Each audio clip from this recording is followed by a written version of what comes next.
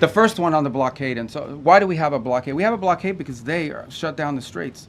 So I don't know which members of Congress you're talking to, but here's what I would ask them. I would ask everybody here. It's very simple.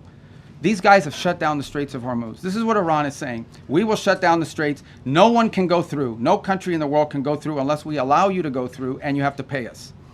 But our ships can go through, meaning the Iranian ships, as much as they want. That's crazy. Who would agree to that?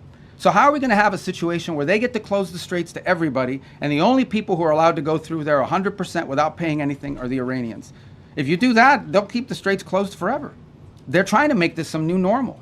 Okay, under no circumstances can we ever allow them to normalize the fact that they get to blow up commercial ships and put mines in the water. So the response to that is we're going to blockade your ships. If everyone's ships are not getting out, your ships are not getting out either. That's not an act of war. That's a defensive measure. It's a counter to what they have decided to do.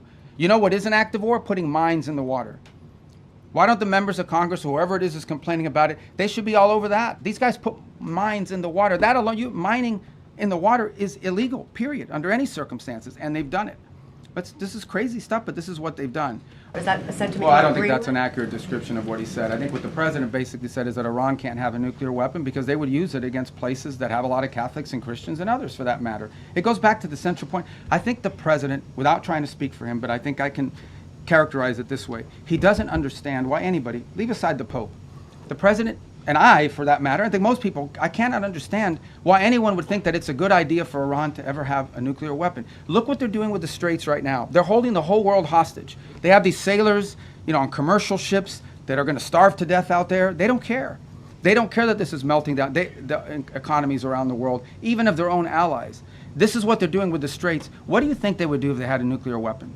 They would hold the world hostage with that nuclear weapon. That's what they would do. They would do exactly to the world with a nuclear weapon what they're doing now with the straits.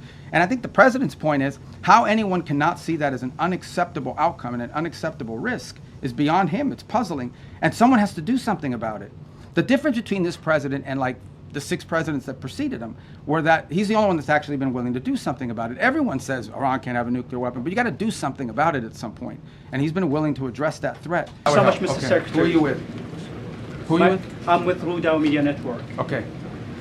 Mr. Secretary, the President has said multiple times that weapons were provided to the Kurdish groups to pass on the Iranian people.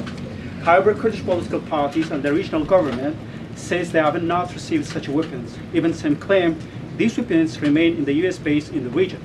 Can you clarify who those weapons were given to and whether you intend to retrieve them or still want to pass to the Iranian people? Yeah, look, ultimately, what the president is expressing, and I think has repeatedly, is he wished the Iranian people had, look, he's heartbroken by these images. You think about it, you're an Iranian, okay?